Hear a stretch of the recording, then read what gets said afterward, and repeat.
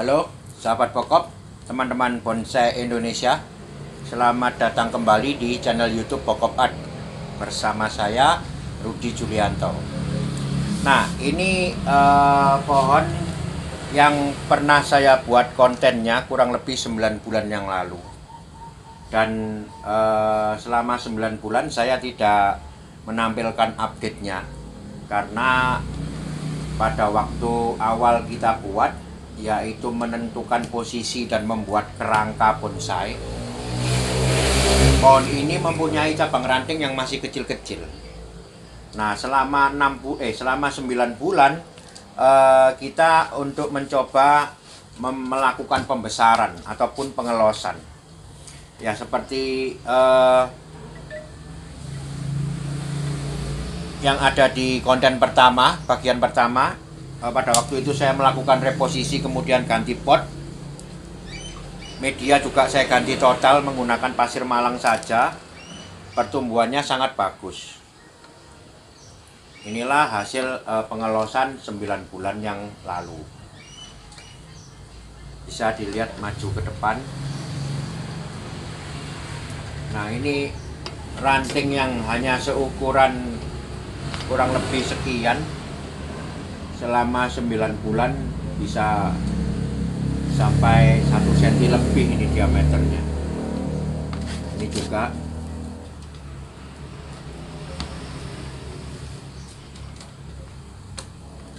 Ini juga. Ini diawali dengan ranting yang sangat kecil-kecil. Semua bagian ataupun semua ranting tumbuh dengan merata dan sangat subur. Pembesaran pada pohon ini terjadi sangat cepat. Nah, ini waktu itu saya merubah posisi sampai memutarnya 90 derajat ke depan, sehingga batunya naik. Waktu itu akar di sini masih berupa akar yang lembut sekali, akar yang sangat lembut. Sekarang sudah diperoleh beberapa akar yang besar. Nah, di sini menunjukkan bahwa pertumbuhan atau perkembangan pohon ini sangat bagus, meskipun medianya minim. Jadi Santiki melakukan pengelosan cabang ranting yang tidak terlalu besar, bisa langsung menggunakan pot yang tidak terlalu besar pula. Jadi itulah Santiki. Justru saya menyarankan selalu pada saat pengelosan potnya tidak terlalu besar agar akar tidak jauh menjulur pertumbuhannya. Kalau akarnya pertumbuhannya tidak nembak, ujung ranting-rantingnya juga akan tidak nembak. Dia akan tumbuh secara kompak. Itulah Santiki. Oke, pohon ini akan saya buka dulu. Kita melihat bagaimana hasil dari perencanaan tahap 1 9 bulan yang lalu, yaitu merubah posisi, kemudian membuat kerangka. Nah, karena ini besarannya udah cukup, saya akan melanjutkan prosesnya. Oke, kita ikuti bersama bagaimana saya mencoba untuk membuka dulu dengan dalam artian membersihkan ranting-ranting ataupun tunas-tunas yang tumbuh liar atau tidak terpakai. Mari kita ikuti bersama.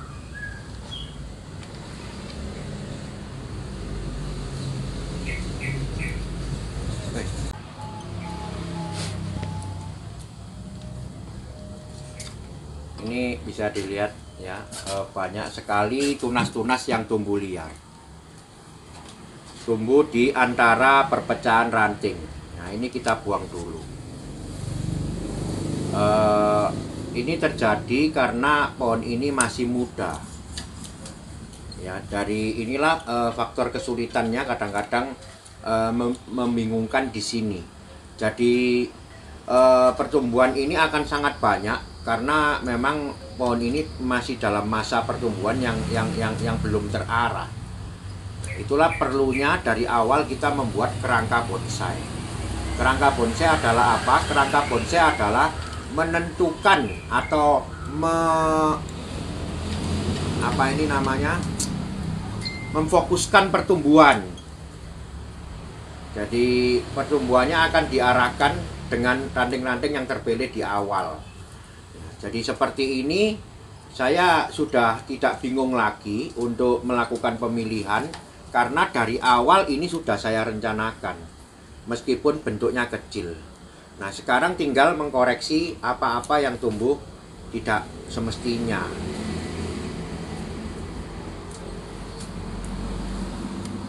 Nah, di sini dikoreksi semua. Nah, kita sudah mendapatkan sangat bagus sekali pertumbuhannya. Ya, ini tinggal diranting lagi, nanti akan menuju ke pengarahan yang kedua. Nah, ini adalah kelompok mahkota.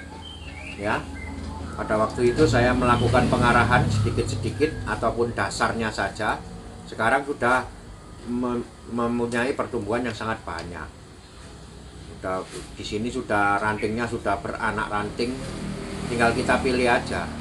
Yang tidak terpakai atau pertumbuhan masih lemah dibuang dulu.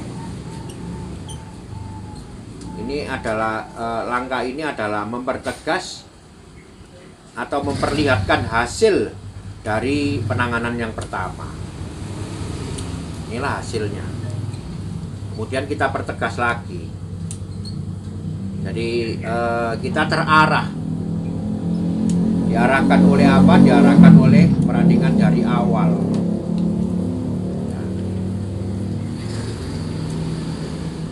Sehat sekali pertumbuhannya pohon ini. Pupuk yang digunakan hanya menggunakan POC fermentasi buah-buahan. Pupuk organik cair fermentasi buah-buahan.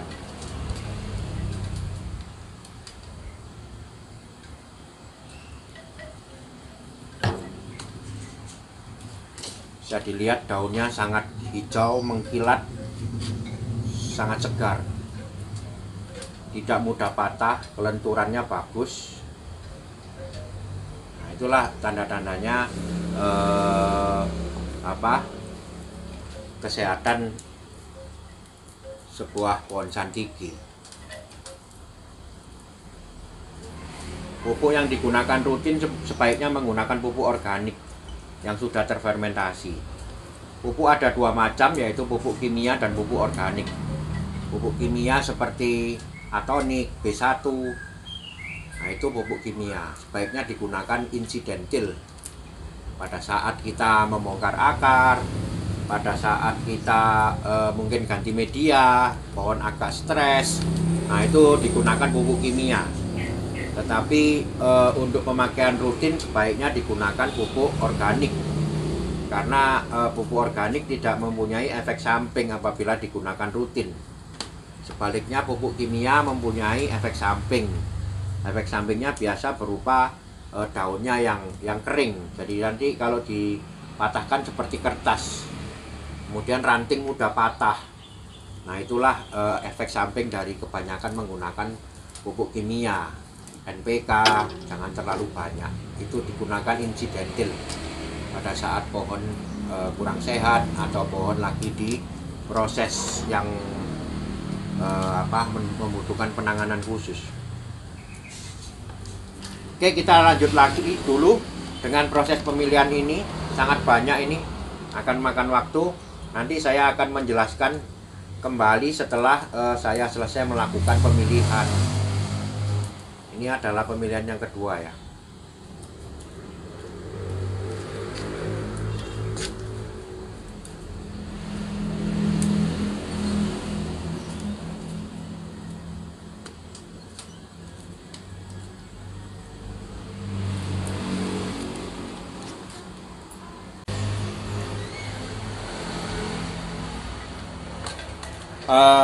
Pada kesempatan ini saya akan memberitahukan bahwa konten saya dalam 3 atau 4 konten terakhir menjelaskan pembuatan bonsai yang sangat detail.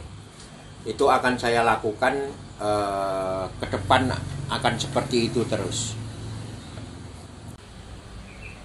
pada awal pembuatan channel YouTube Pokop Art, saya memprioritaskan pada sharing tentang dasar-dasar pengertian membuat bonsai.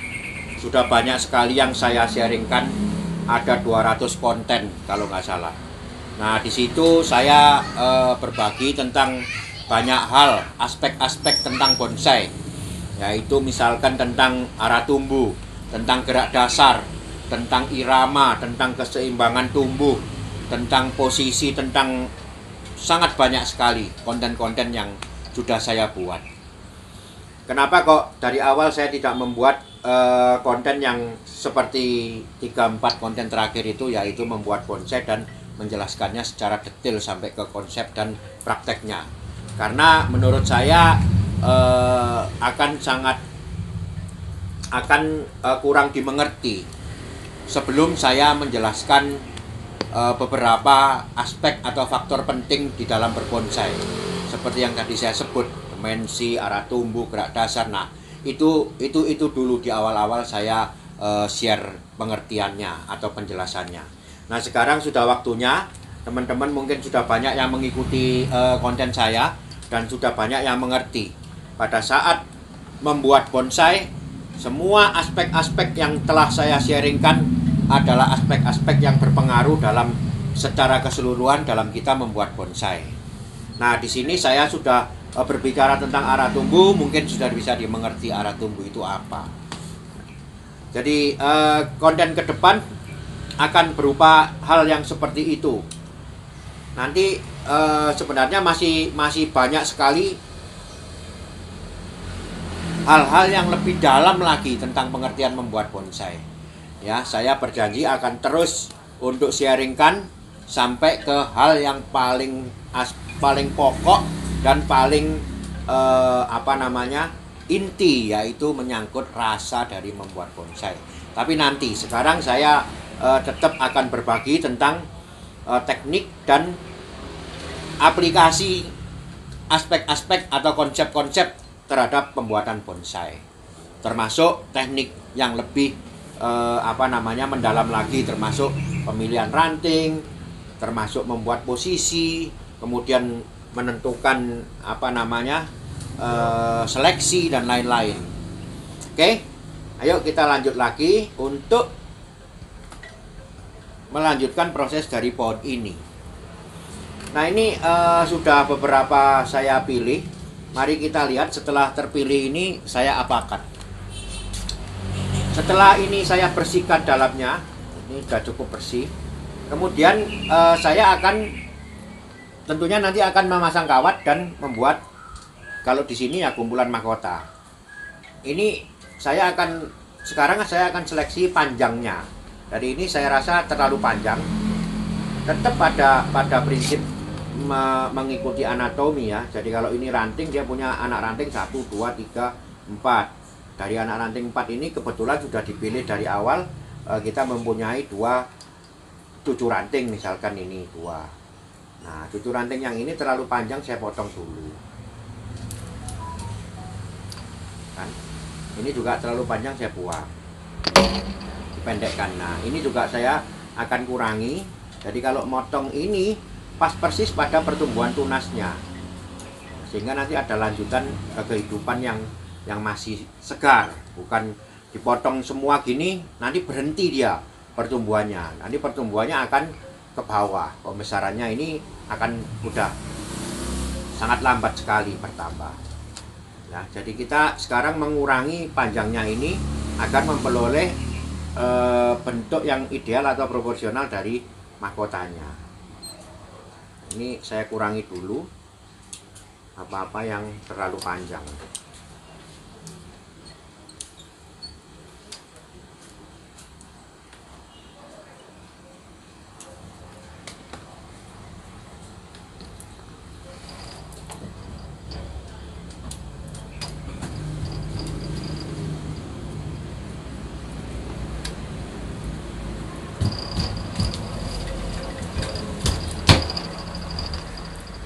Ya, ini ada satu yang akan saya tetap pelihara panjang dan dibesarkan untuk menjadi ujung dari mahkota.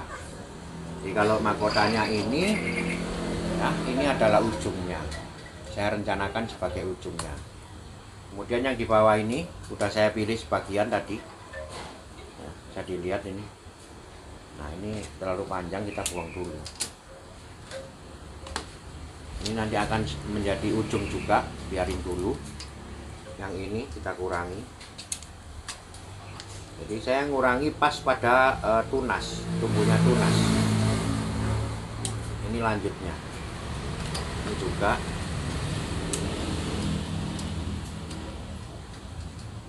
Ini nanti sebagai lanjutannya. Oke, jelas ya. Saya lanjut dulu dengan proses pengurangan ini. Nanti kita kembali setelah saya akan melakukan proses pengawatan. Saya akan jelaskan sampai di mana hasil dari perencanaan bagian satunya atau tahap satunya. Ini ada beberapa hal yang ingin saya bagikan, sangat penting, mohon disimak ya. Jadi pohon ini pada dasarnya adalah twin, berbatang dua. Yang satu ini menuju ke mahkota utama, yang satunya adalah yang di bawah ini. Ini pohon satu, pohon dua. Masing-masing pohon akan saya munculkan mahkota. Nah, pada pohon yang ini saya memilih untuk membuat baru waktu itu mahkotanya dengan meneruskan cabang yang ini. Sekarang sudah sangat besar, sudah sangat seimbang. Jadi besaran ini sudah seimbang dengan badannya ini. Ya. Ini terjadi pertumbuhan dalam 9 bulan, bagus sekali. Sudah besarannya sudah cukup. Nah, setelah boleh dikatakan terusan cabang ini terjadi, saya akan melanjutkan lagi untuk membentuk rantingnya ini sebagai terusan cabang ini. Jadi maksud saya badan ini sudah terjadi. Sekarang saya ingin melanjutkan ke pembentukan leher untuk mendapatkan mahkota. Ya, ini ada dua kemungkinan ranting. Ada dua kemungkinan ranting. Saya akan memilih ini sebagai terusan mahkota. Jadi lehernya akan yang sebagian ini. Nanti akan saya kawat untuk dinaikkan sehingga dia akan sedikit melengkung ke atas. Ini sekarang tidak berani saya paksa naik karena ini sangat keras, sudah berupa kayu ini. Nah, kalau saya menentukan ini sebagai leher, besaran ini sebaiknya minimal sama dengan besaran cabang yang ini. Nah, kemudian caranya bagaimana membuat besaran ranting yang kecil ini sehingga nanti akan sama dengan yang di bawahnya. Nah, karena ini sudah mencapai proporsi yang bagus, yaitu antara terusan batang dengan besaran cabang, terusan batang dengan besaran cabangnya ini sudah proporsional, maka ini akan saya potong ujungnya. Begitu saya potong, dia akan berhenti pertumbuhannya atau lambat sekali pertumbuhannya. Sedangkan yang ini, yang ingin saya perbesar, nanti akan saya tetap loss atau perpanjang ataupun perbesar. Dengan cara tidak memotong ujung-ujungnya, sehingga pertumbuhannya akan tetap narik. Nah, sekarang ini saya stop pertumbuhannya sampai di mana saya menginginkan, mungkin sampai di sini. Dengan saya potongnya ini, maka pertumbuhan ini akan lambat dan pertumbuhannya akan beralih ke yang ranting yang satu ini. Oke, itu yang pertama ya, yang ingin saya sharingkan dari cara mengatasi ketidakseimbangan pertumbuhan. Jadi untuk mencapai pertumbuhan yang seimbang, maka salah satu saya berhentikan pertumbuhannya. Yang lain yang ingin saya perbesar, tetap saya biarkan pertumbuhannya yang bagian ujungnya, tidak dipotong. Nah, sekarang selanjutnya analisa yang mengenai pohon yang kedua ini. Nah, di sini ada pertumbuhan sangat banyak sekali. Ini akan saya munculkan menjadi semi mahkota di sini. Cuman saya sebenarnya masih ragu-ragu apakah dengan adanya semi mahkota di sini tidak mengganggu gerak dasar dari pohon yang kedua ini. Nanti kita putuskan setelah ini terbentuk. Ya. Jadi kalau ini nanti sudah terbentuk, bisa letaknya lebih atas daripada yang ini karena ini adalah mahkota utama dari pohon kedua. Maka dia letaknya harus paling tinggi di sini. Nah, apabila ini sudah terbentuk, nanti kita lihat apakah ini masih diperlukan atau tidak. Kalau tidak akan saya buang. Ini kalau saya buang sekarang, gerak dasarnya yang kedua ini pasti lebih enak. Tetapi saya masih mempertimbangkan adanya keindahan lain kalau ada semi mahkota di sebelah sini. Itu pertimbangan, beberapa pertimbangan yang perlu saya sharingkan.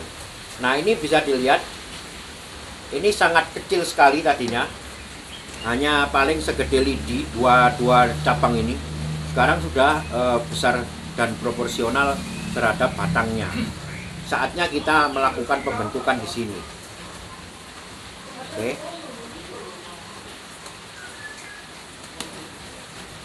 Satu hal lagi, bahwa apabila dirasa ranting ini terlalu panjang dan kita melakukan pemotongan, sebaiknya dipotong seperti tadi sudah saya utarakan, sebaiknya dipotong pada batas pertumbuhan terakhir dari anak rantingnya. Ya, jadi ini saya potong, kemudian anak ranting ini yang akan meneruskan. Ini jangan sampai terpotong tunasnya. Kalau ini terpotong tunasnya, nanti pertumbuhannya akan kerdil.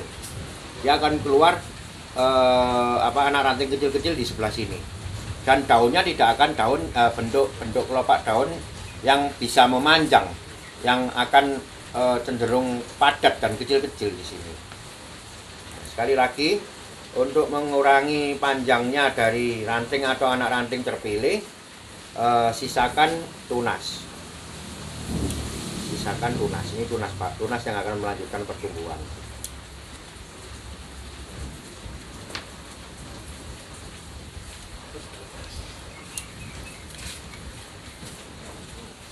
Ini sudah sangat besar dan akan saya potong. Saya potong di sebelah sini. Jadi tidak perlu dipakai sampai ke bawah. Di sini. Nah, ini ada teknik lagi, yaitu melakukan atau membuat sisa kayu setelah pemotongan.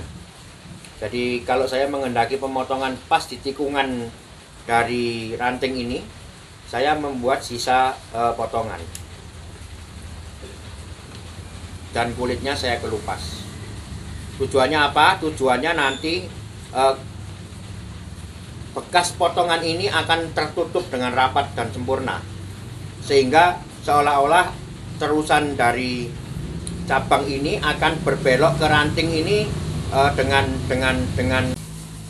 Nah, ya, ini bertujuan untuk agar nantinya luka bekas potongan di sini akan menutup dengan sempurna. Jadi yang dihasilkan nanti adalah terusan dari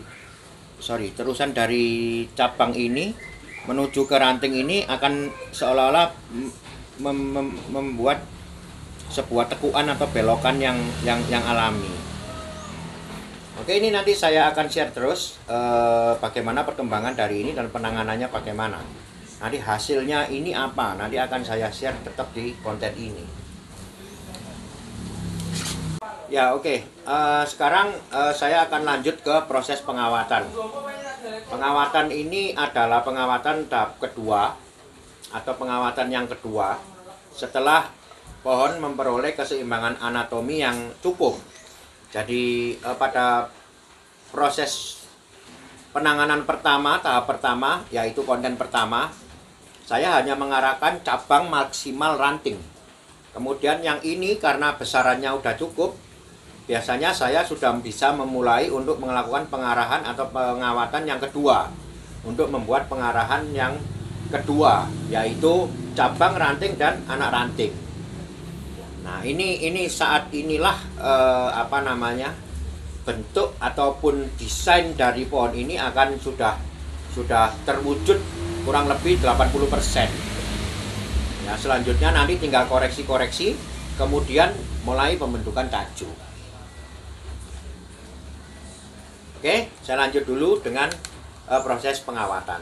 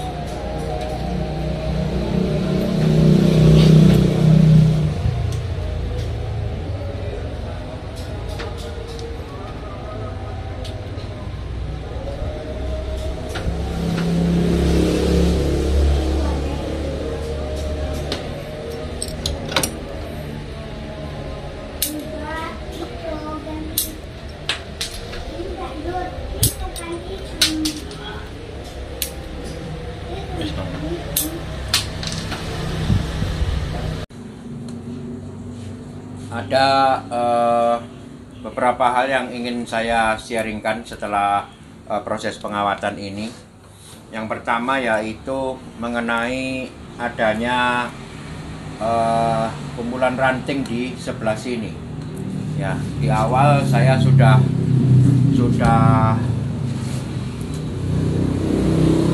memberitahukan bahwa ini ada sedikit kurang enak karena adanya kumpulan ranting ini mengganggu tampilan gerak batang yang kedua ini.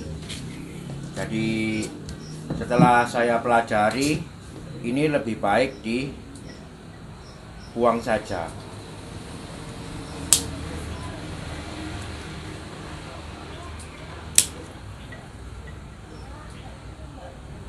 Dengan demikian gerakan batang yang kedua menuju arah horizontal ke samping kiri akan lebih jelas. Ini pun juga masih nantinya akan banyak sekali koreksi karena memang agak terlalu over kumpulan daun yang di sini, tapi nanti. Oke, nah sekarang kita sudah bisa melihat kondisi pohon ini dengan jelas, mulai dari batang, kemudian adanya pergerakan gerak batang, kemudian cabang, itu sudah cukup jelas di sini.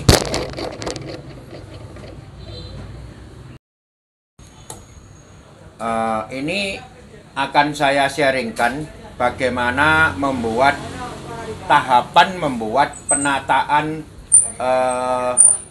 pada tahap yang kedua. Seperti saya utarakan di awal bahwa konten pertama adalah mengenai tahapan menemukan posisi, menentukan muka bonsai, kemudian memilih ranting-ranting untuk dibuat kerangka. Nah, sekarang kerangka-kerangka ini telah berkembang atau telah tumbuh dengan bagus, sehingga saya bisa melanjutkan ke proses tahap kedua, yaitu melakukan penataan perantingan.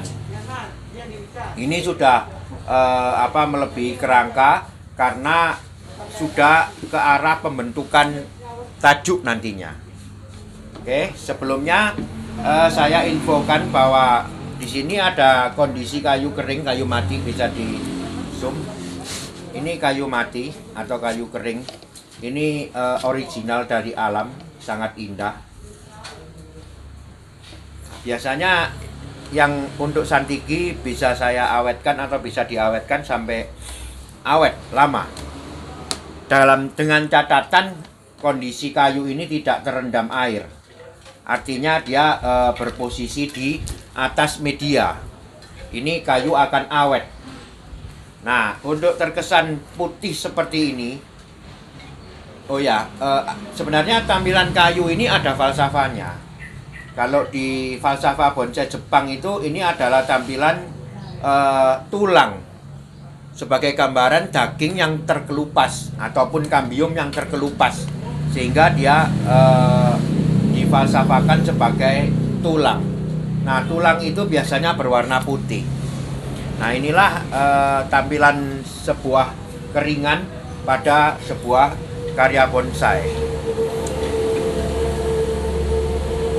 Keringan yang untuk di karya pokok saya menampilkan sebagai tambahan drama alam dan aksen.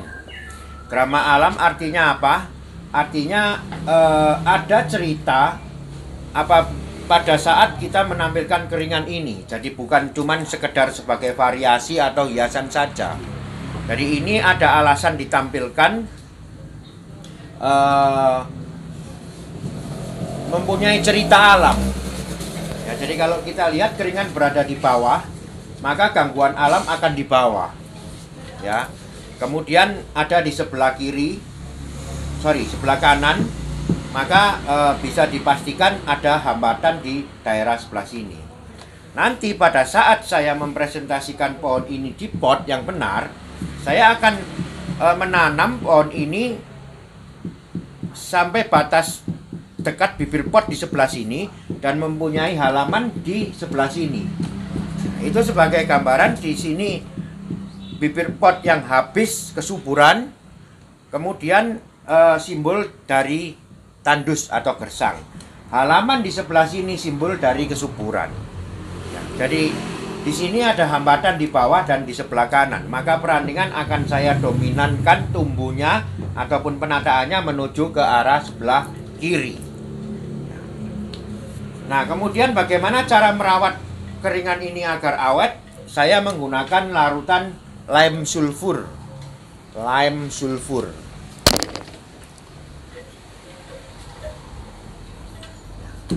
Ini dioleskan ke kayu matinya saja dengan cara dibersihkan dahulu.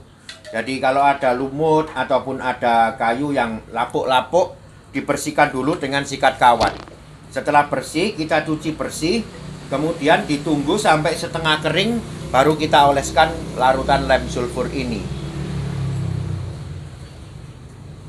Kenapa kok nunggu setengah kering? Karena untuk menjangkau bagian-bagian yang di dalam.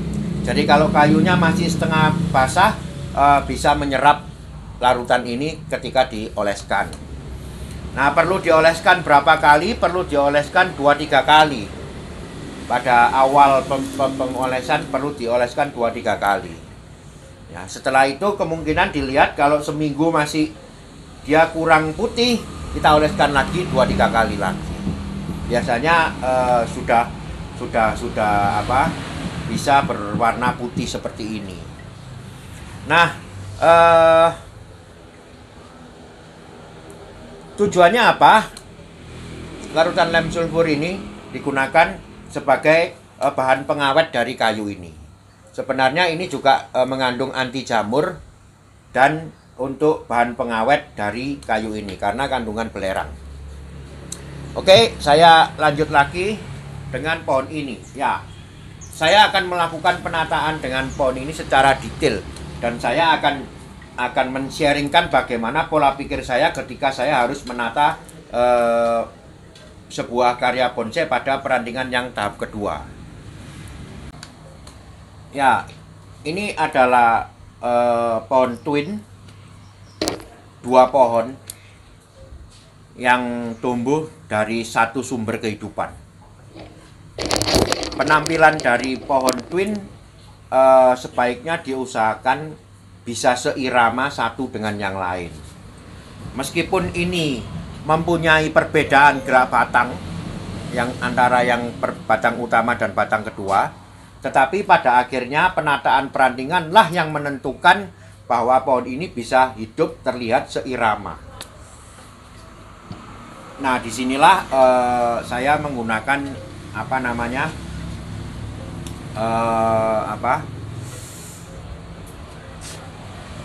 teori tentang irama, penataan irama dalam karya bonsai tropis. Ya, yang pertama saya mulai dari mahkota dulu. Bahasan mahkota ini harus berpikirnya 2 pohon karena ini ada mahkota utama, ini ada mahkota kedua. Oke, kalau kita melihat dari gerak dasarnya pohon ini, saya mempunyai leher tegak, jadi tegak ke atas. Maka mahkota akan saya susun simetris, tegak ke atas.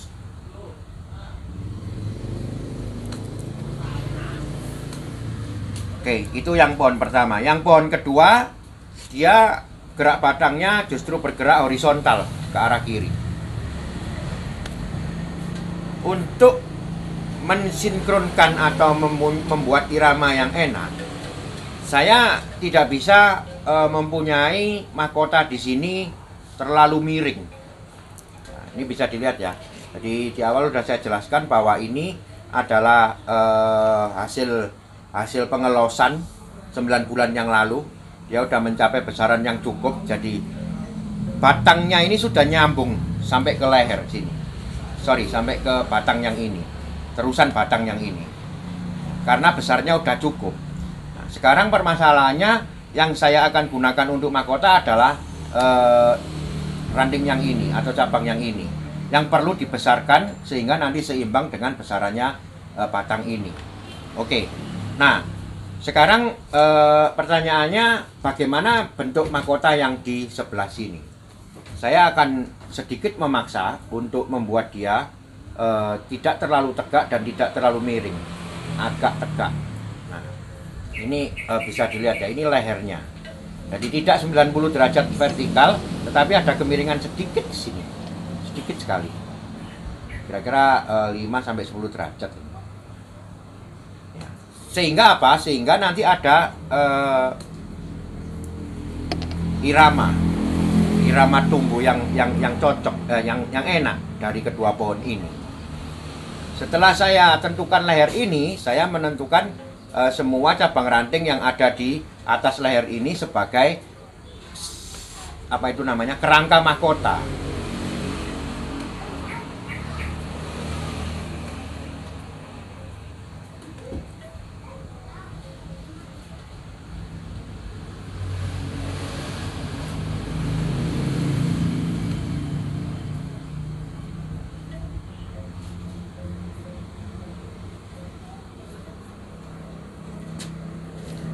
Ini kurang lebih kerangkanya.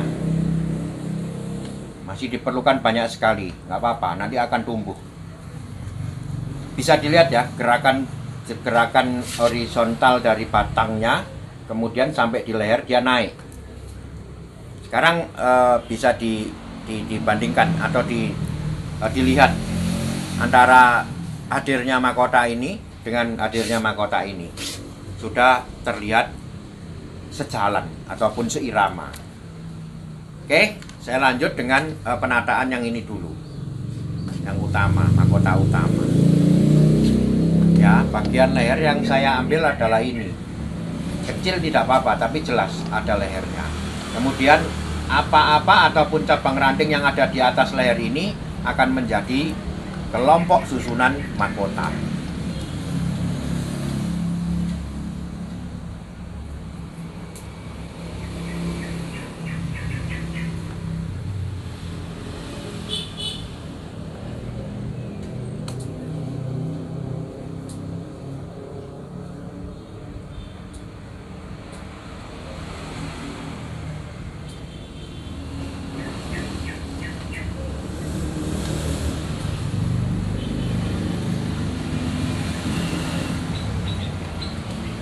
Apabila kita mempunyai leher lurus ke atas,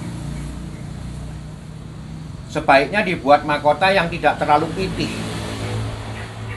Tadi masih terlihat terlalu pipih, sekarang saya naik-naikkan ini. Jadi saya kepingin membuat kurva terbalik di sini agak cembung. Tidak segitiga, tetapi agak cembung.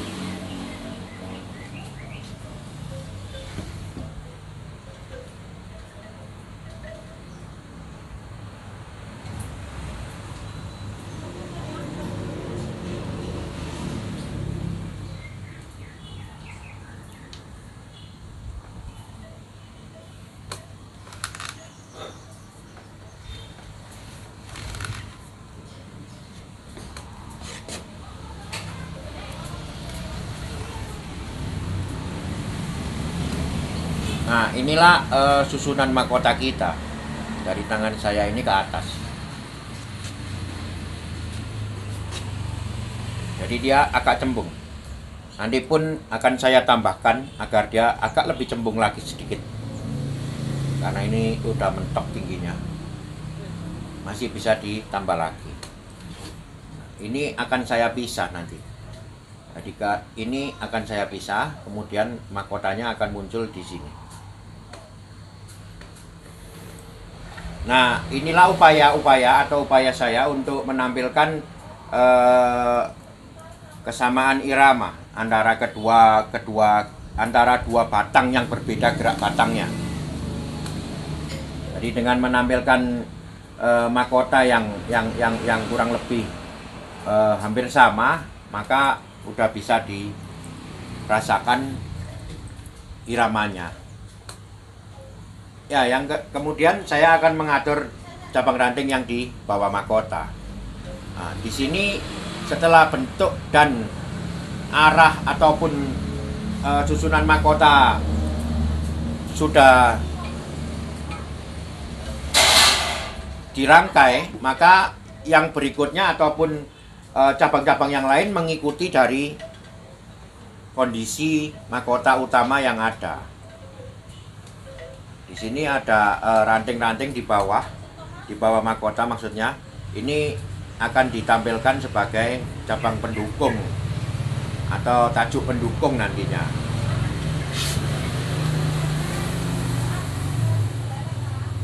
Ya, nah ini bisa dilihat lagi ya. Ini ada kumpulan, kemudian baru nanti atasnya ini susunan mahkota. Nah, ini ada kekuatan tumbuh besar dan dia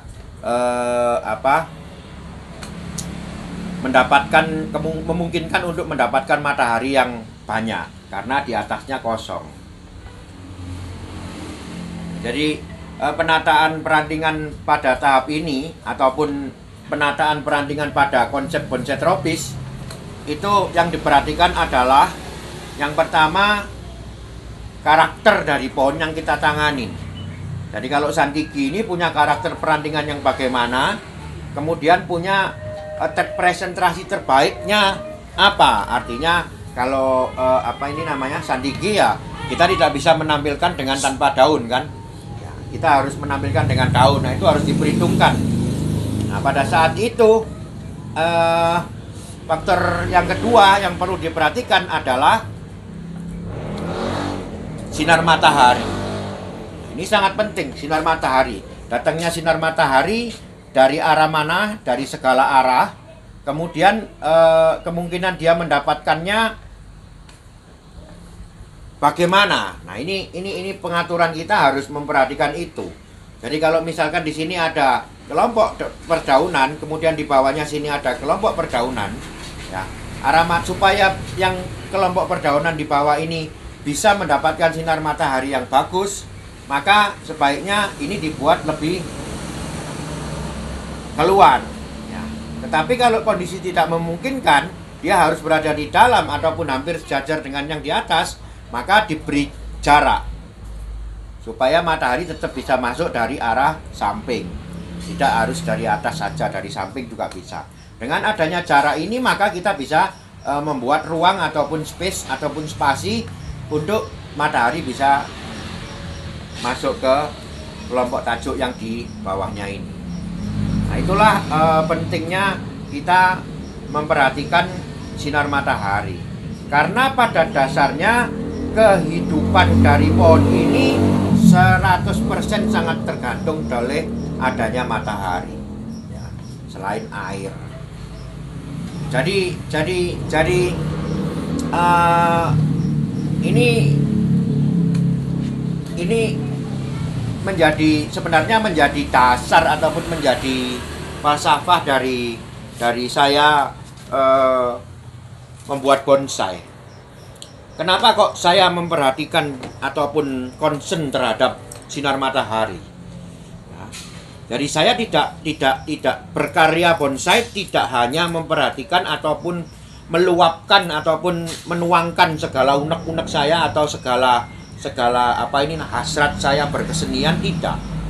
Di dalam bonsai sangat berbeda dengan seni murni.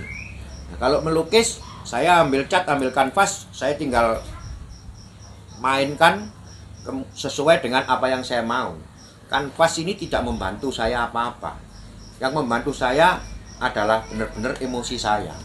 Bahkan tanpa kuas pun saya bisa. Dengan tangan saya main. Ya, kalau di bonsai jelas berbeda.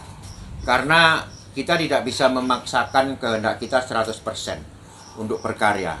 Karena apa? Karena ada respon dari objek kita. Objek kita adalah makhluk hidup. Nah, selain kita mempelajari karakter ataupun kebiasaan tumbuh dari objek kita juga harus mempelajari sumber-sumber kehidupan yang ada pada yang akan mempengaruhi kehidupan objek kita. Nah, ini saya sangat terinspirasi bahwa kalau kita melihat kehidupan pohon tua yang di alam, itu bisa terlihat indah saat dia tua. Bisa terlihat indah seolah-olah ini adalah mahakarya. Nah, itu kenapa kok begitu? Padahal tidak ada manusia yang mengarahkan, ya kan? Itu alam yang berkarya. Lewat apa kalau tanaman? Jawabannya satu, lewat adanya matahari. Nah, inilah jawaban kuis giveaway 3 konten sebelumnya. Oke, jadi nanti pemenangnya akan saya umumkan di akhir dari konten ini. Ya, selamat buat para pemenang. Inilah yang saya maksud, sebuah edukasi, sebuah sharing. Jadi banyak sekali faktor-faktor yang mempengaruhi ataupun yang bahkan bisa menghambat, yang bahkan bisa mempercepat, yang bahkan bisa memperindah. Itu kita harus tahu apa itu yang menghambat kita hindari, yang memperindah kita explore. Ya, saya lanjut dengan pohon ini. Oke, karena tadi ya, jadi spasi sangat perlu diadakan untuk mendapatkan sinar untuk ranting-ranting yang di bawahnya. Nah, ini ada sebuah tampilan kelompok perantingan yang kebetulan di atasnya kosong. Jadi kelompok ini bisa memungkinkan untuk ditampilkan menjadi sebuah kelompok yang nantinya akan mempunyai susunan semi mahkota.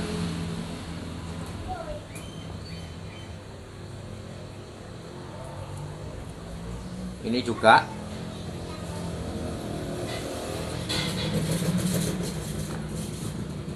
selain itu keseimbangan juga diperhatikan, artinya anatominya. Jadi kalau cabang ini segini, saya mempunyai kumpulan tajuk dengan volume sekian. Tapi kalau ini lebih besar, saya mempunyai kumpulan tajuk dengan volume yang lebih besar pula. Ya. Tentunya kelompok tajuk yang paling besar adalah ada di mahkota. Karena apa? Karena dia sebenarnya adalah kelompok cabang ranting yang berasal dari ujung batang, bukan dari cabang. Nah, ini adalah susunan mahkotanya. Sekalian dia letaknya ada di paling atas. Nah, tentunya dia mendapat matahari yang lebih dulu dari yang lain.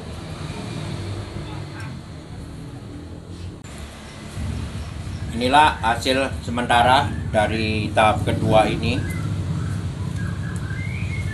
Setelah penataan ini, saya membiarkan pohon ini berproses untuk menuju ke apa yang saya arahkan sekarang.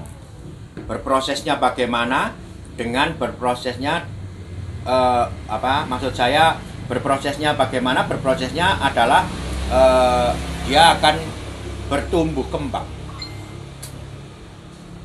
Makanya saya memperhatikan arah datang matahari, bertumbuh kembangnya pohon ini sangat besar dipengaruhi oleh adanya matahari.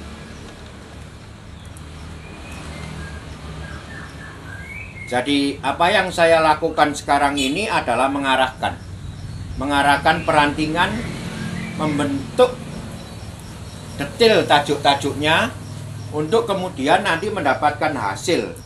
Nah, hasilnya ini bukan saya lagi yang memprosesnya. Nanti 2 bulan lagi saya ketemu pohon ini sudah mempunyai kondisi yang berbeda. Nah, karena adanya proses pertumbuhan dari pohon ini dengan bantuan sinar matahari. Terutama ini bonsai dan kebetulan jenisnya santigi, tapi jenis apapun ya, sebaiknya bonsai itu ditempatkan di tempat yang banyak sinar matahari atau mendapat sinar matahari full. Dan kalau bisa banyak hembusan angin. Karena apa? Karena proses kehidupan akan lebih cepat dengan adanya matahari dan dengan adanya angin. Proses penguapan daun akan lebih cepat. Kalau proses penguapan daun cepat, dia masak terus. Jadi prosesnya bisa lebih cepat dari biasanya. Dari kalau mataharinya kurang, maksud saya. Oke, ya inilah kondisi pohon ini sekarang. Nanti akan saya update kemungkinan 2-3 bulan ke depan untuk kita bisa melihat bagaimana hasil dari apa yang saya lakukan sekarang ini.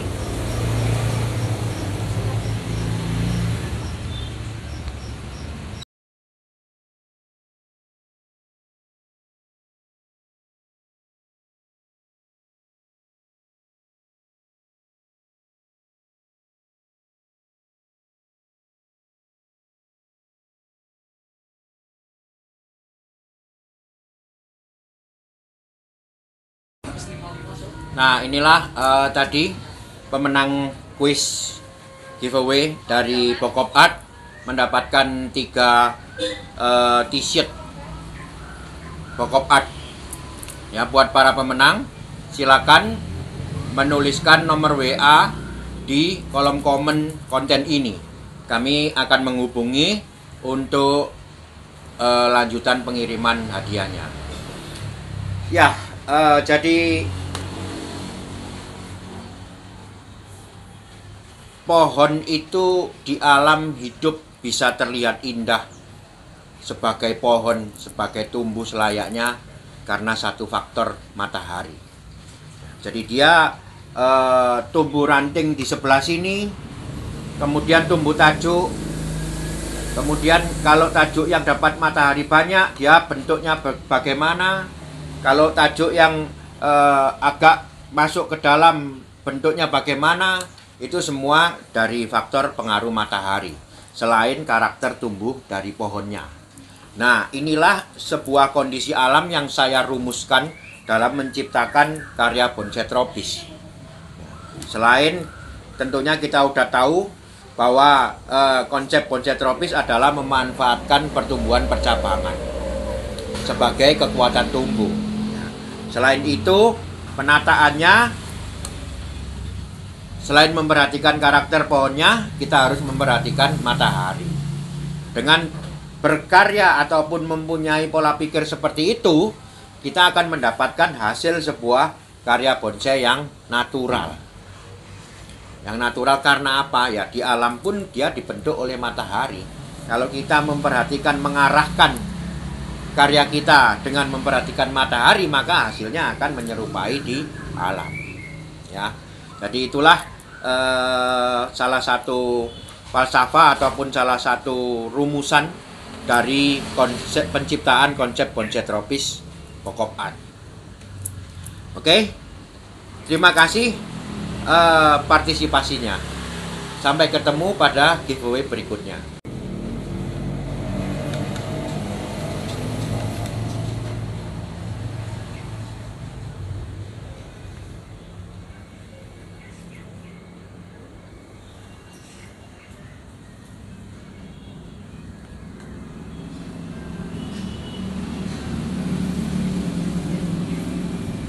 Ya, ini kemungkinan potnya masih belum sesuai. Ini adalah pot training. Nanti yang ingin saya gunakan adalah pot tipis yang sedikit memanjang sehingga saya bisa menampilkan sebuah panorama. Kemungkinan nanti pada pertemuan berikutnya saya akan mengganti potnya. Sekalian saya akan menjelaskan tentang skala dari pembuatan bonsai. Oke, terima kasih telah menyimak. Semoga ini bermanfaat. Tetap dukung channel YouTube Bokop Art untuk segala info, teknik, dan sharing saya membuat bonsai. Tetap semangat, mari kita berkarya. Karya bonsai Indonesia, bonsai tropis, konsepnya Bokop. Salam Bokop.